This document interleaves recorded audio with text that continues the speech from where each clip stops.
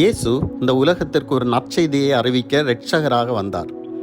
அந்த காலத்தில் உள்ள இஸ்ரவேலர்கள் அவர் தங்களை ரோமர்களின் கொடூர ஆட்சியிலிருந்து இரட்சிக்க வந்தார் என்று நினைத்தார்கள்.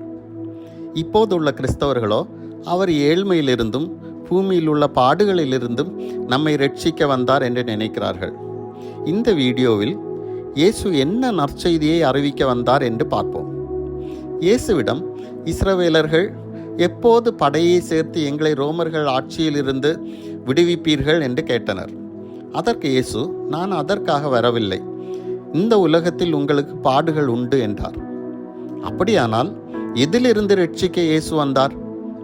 இயேசு நம்மை பாவத்திலிருந்து ரட்சிக்க வந்தார். நாம் இதுவரை செய்த பாவத்திற்காக மனம் வருந்தும் போது நம்மை அந்த பாவத்தின் தண்டனையிலிருந்து ரட்சித்து நம்மை நீதிமான்களாக பரலோகத்தில் பிதாவின் முன் அறிவித்து ஜீவ புஸ்தகத்தில் நம் பெயர்களை எழுதுகிறார். இதன் அடையாளமாக தான் தண்ணீரில் மூழ்கி ஞானஸ்நானம் எடுக்கிறோம். ஒவ்வொரு பாவத்திற்கு பின்னாலும் அதை செயல்படுத்தும் சாத்தானின் ஆவிகள் உண்டு. அந்த அசுத்த ஆவிகள் நம்மை பாவத்தில் கட்டி வைக்கின்றன. இதை பாவத்தின் கட்டு அல்லது பாவத்தின் வல்லமை என்கிறோம்.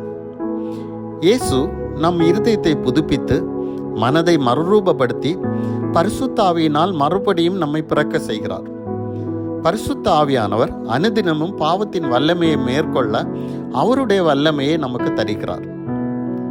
இப்படிப்பட்ட இந்த இரட்சிப்பை எப்படி பெற்றுக்கொள்வது என்று பவுல் சொல்லுகிறார். இரட்சிப்பு அனைவருக்குமே இயேசு கிறிஸ்துவின் மூலம் இலவசமாக அவரது கிருபையினால் கிடைக்கிறது.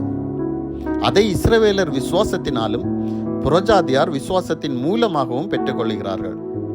இஸ்ரவேலர் ஆபிரகாமின் சந்ததி, அதனால் அவர்களுக்குள் விசுவாசம் இருக்கிறது. எனவே அவர்கள் விசுவாசத்தின் மூலம் பெற்றுக்கொள்கிறார்கள். புறஜாதியாரோ விசுவாச பயணத்தின் மூலமாக தான் பெற்றுக்கொள்ள முடியும். அந்த விசுவாச பயணத்தை தொடக்கிறவர் கிறிஸ்துவே, அதில் தொடர உதவி செய்பவரும் இயேசு கிறிஸ்துவே. ஆனால் இறுதி வரை விசுவாசத்தில் நிலை நிற்பவனே ரட்சிக்கப்படுவான். இவ்வாறு இயேசு நம்மை நித்திய மரணமாகிய இரண்டாவது மரணத்திலிருந்து ரட்சிக்கிறார். ஆமென்.